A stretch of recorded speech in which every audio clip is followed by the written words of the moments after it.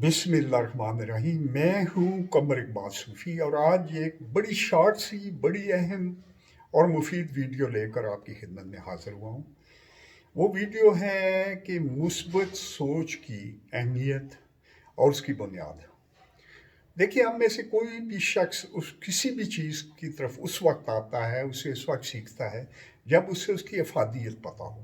तो हम में से बेशुमार लोगों को मुस्बत सोच की अहमियत पता नहीं है। इसी वजह से मुस्बत सोच को छोड़कर मनफी सोचों में फंसे रहते हैं और मनफी सोच आपकी तमाम एनर्जी खा जाती है, आपका कोई भी काम नहीं होने देती।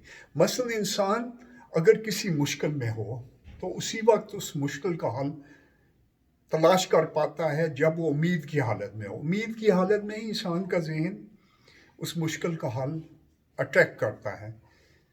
इस सूरत में आपको कोई अच्छा एडवाइज़र मिल जाएगा, कोई आपका दोस्त मदद को आ जाएगा, आपको एंड्रॉयड फ़ोन पर कोई अच्छी टिप मिल जाएगी, कोई अच्छी किताब मिल जाएगी।